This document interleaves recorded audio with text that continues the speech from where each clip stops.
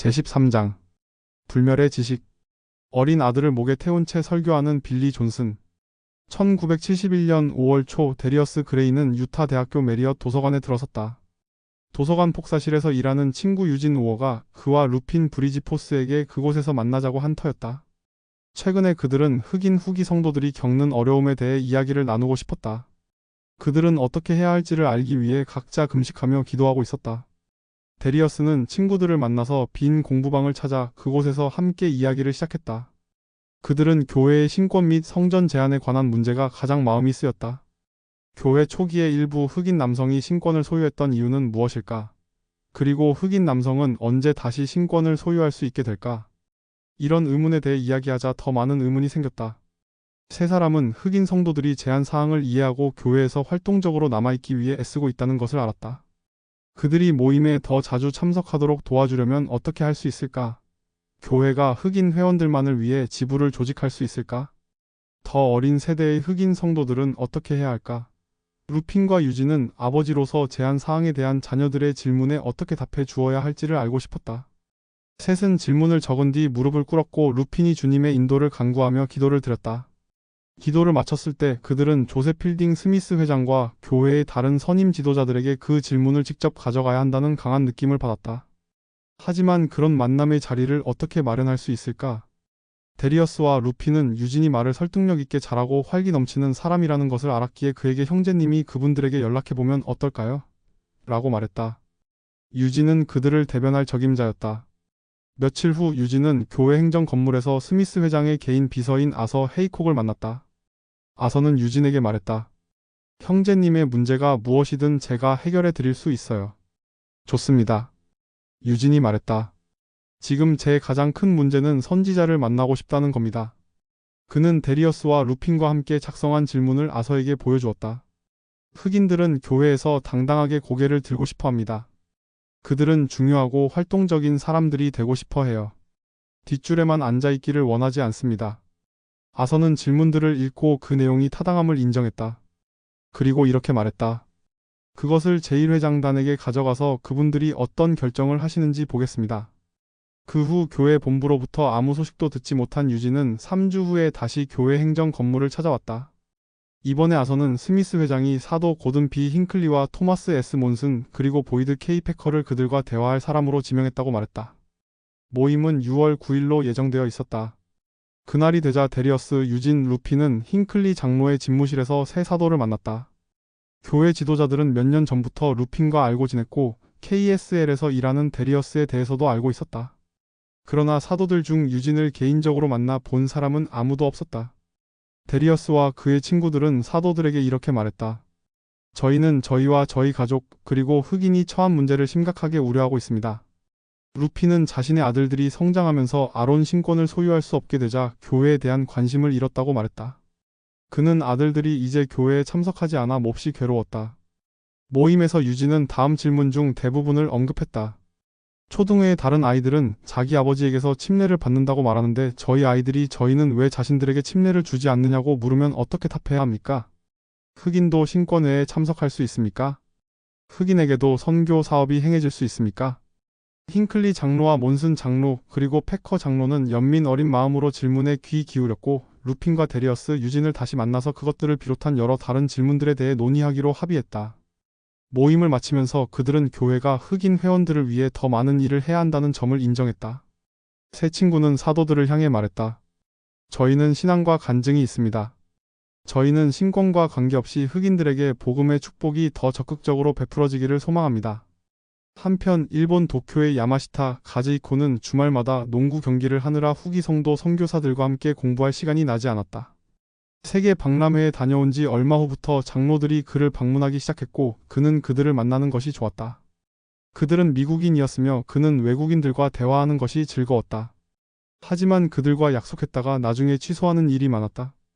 그의 삶에서 종교는 절대 우선 사항이 아니었다. 불교 신자인 어머니는 조상들의 묘소에 들러 조상들을 기렸지만 가족들이 기도를 하거나 명상을 하거나 불교의 가르침을 공부하는 것은 아니었다. 불교는 가즈이코가 물려받은 전통이었지만 그의 삶의 방식에 큰 영향을 미치지는 않았다. 반면 선교사들은 일주일에 몇 차례 모임을 하며 회원들에게 경전을 공부하고 계명을 지키도록 격려하는 교회의 대표자였다. 후기 성도가 된다는 것은 상당한 시간을 내는 것만을 의미하지는 않았다. 그것은 인생의 중대한 변화를 의미했다. 그렇지만 가즈이코는 선교사들의 메시지에 깊은 인상을 받았다. 그는 조셉 스미스의 첫 번째 시연에 대해 알게 되었을 때 경탄했다. 그는 그것이 전혀 의심스럽지 않았고 곧바로 그 일을 믿게 되었다.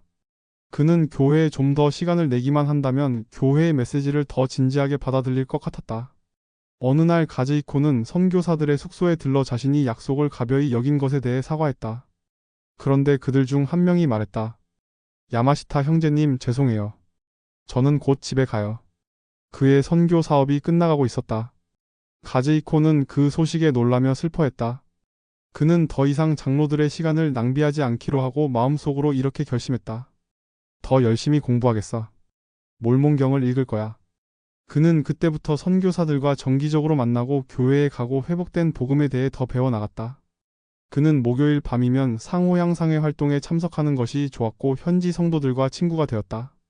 당시 일본의 교회에는 흥미진진한 시기가 펼쳐지고 있었다. 제2차 세계대전이 끝난 뒤 25년 동안 일본의 회원 수는 몇백 명에서 1만 2천 명 이상으로 늘어나 있었다.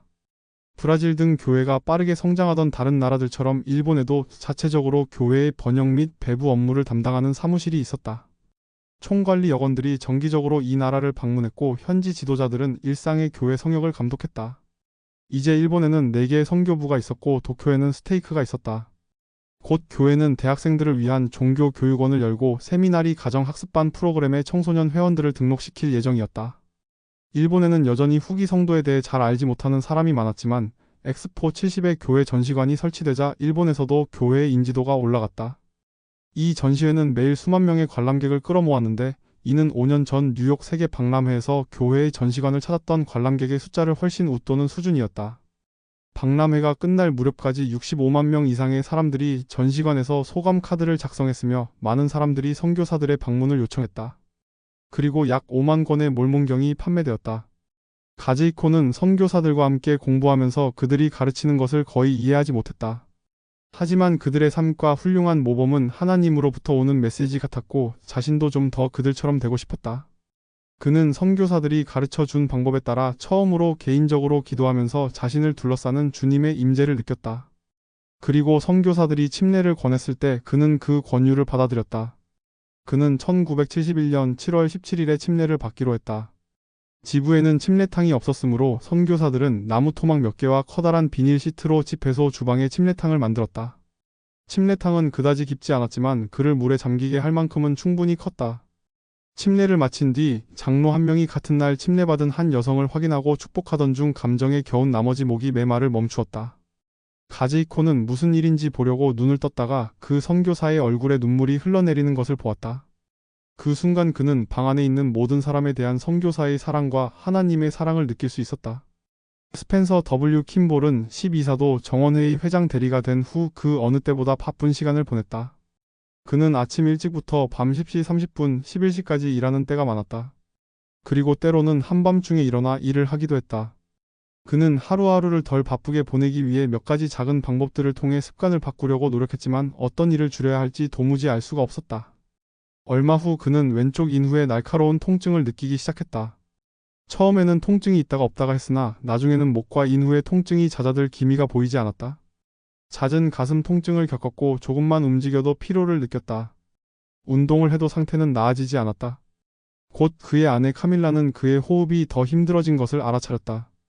1971년 9월 그는 새로 부름받은 본부 주일학교 관리자이자 유명한 심장외과 의인 러셀 M. 넬슨 박사에게 개의적으로 자신의 증상에 대해 이야기했다. 넬슨 박사는 주의 깊게 상황을 들어본 뒤 즉시 전문가의 진찰을 받아야 한다고 말했다. 얼마 후 킴볼 장로는 심장 전문의이자 브리검 영 대학교 전 총장의 아들인 어니스트 윌킨슨 박사와 문제를 상의했다. 윌킨슨 박사는 킴볼 장로의 이전 건강검진 결과를 검토한 뒤 몇 가지 검사를 더 실시했다.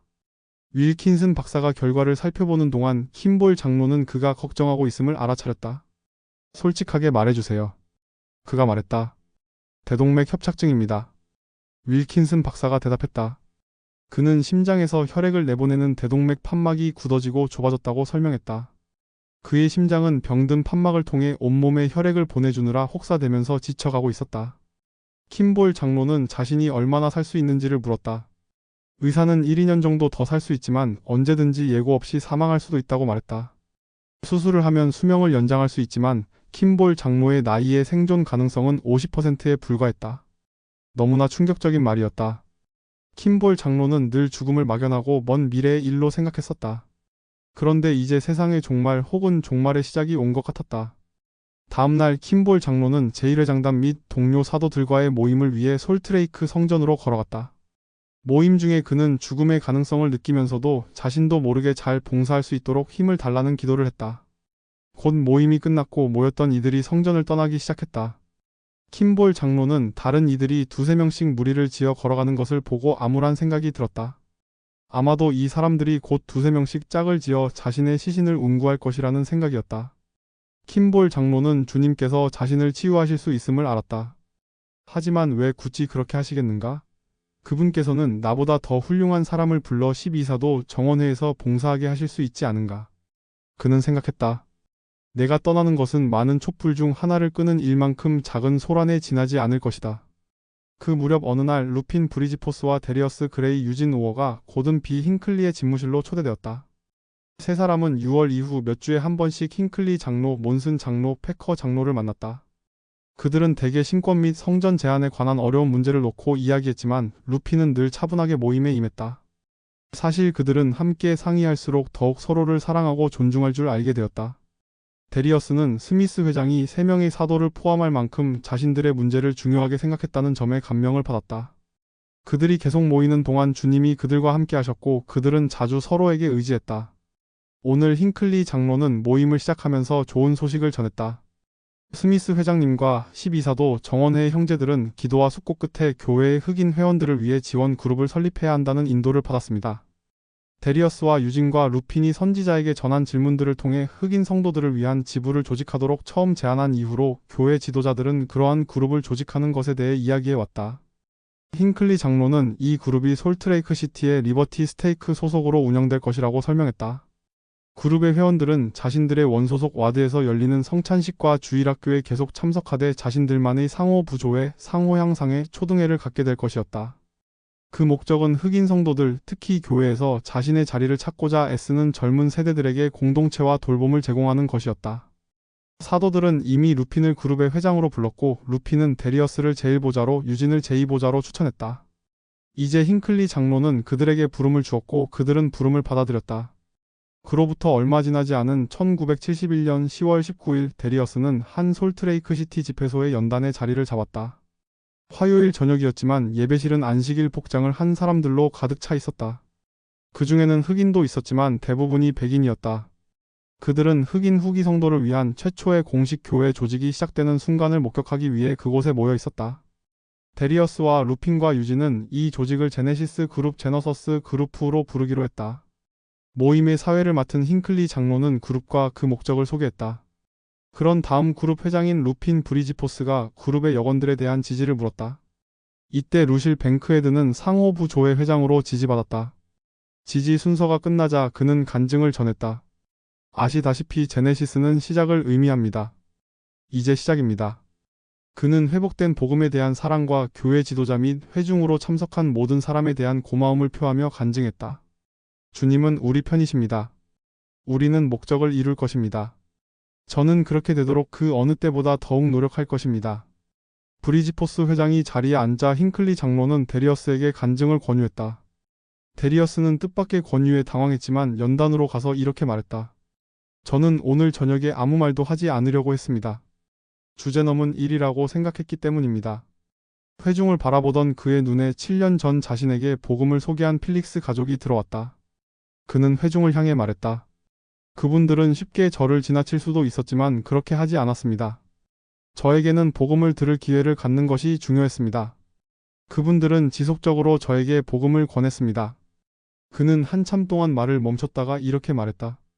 저는 성찬식이나 금식 간증 모임에서 신권을 소유한 남성들이 일어나 복음이 참됨을 믿는다고 말하는 것을 자주 들었습니다.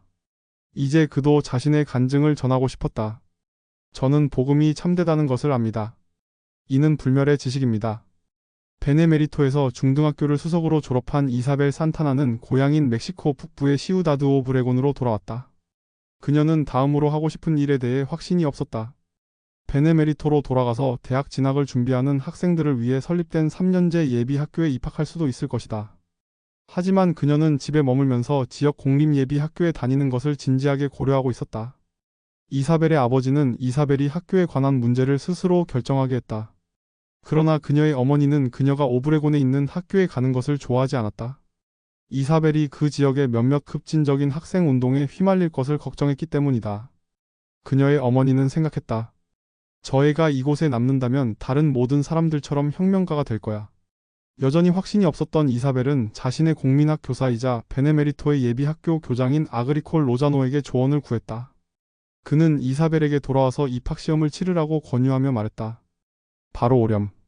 이곳에 자리가 있단다. 이사벨은 멕시코시티로 돌아가 시험에 합격해 입학 허가를 받았다. 그러나 그녀는 자신이 올바른 선택을 했는지 확신하지 못했다.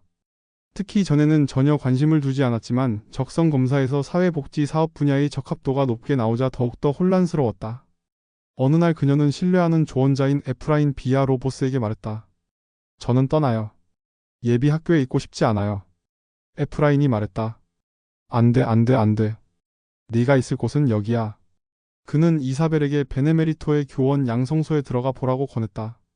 그 3년제 학교는 학생들을 대학에 진학하는 데만이 아니라 멕시코의 교회가 운영하는 학교에서 가르칠 수 있게 준비시키도록 설립되었다. 이는 이사벨이 학업을 마치면 곧바로 직업을 갖게 된다는 것을 의미했다. 에프라인의 말에 설득된 그녀는 양성소로 가기로 했다. 이사벨은 금세 양성소의 수업과 선생님들을 좋아하게 되었다. 첫 해에는 일반 교육 수업과 더불어 교수법, 교육심리학, 교육사 과정을 들었다. 그곳에서 그녀는 아이들을 교육하는 법을 훈련받았다. 교원 양성소에서의 마지막 해에는 멕시코 북동부 도시인 몬테레이에 소재한 교회가 운영하는 초등학교에서 일주일간 가르치는 일을 했다.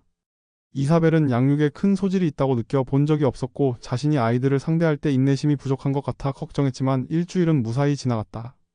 이사벨은 교원 양성소에 다니는 동안 최근에 북멕시코 선교부에서 봉사하고 돌아온 멕시코 서해안 출신의 청남 후안 마추카와 좋은 친구가 되었다.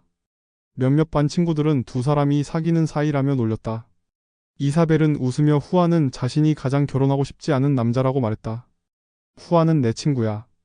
친구랑은 결혼 안 해. 그러나 졸업 후 두 사람은 모두 베네메리토에서 세미나리와 종교교육원을 가르치도록 채용되었다. 그들은 한 교실을 같이 썼는데 얼마 후부터 같이 영화를 보러 가고 더 많은 시간을 함께 보내기 시작했다. 1972년 초 이사벨의 집 거실에서 이사벨과 이야기를 나누던 후안이 불쑥 물었다. 나랑 결혼할래?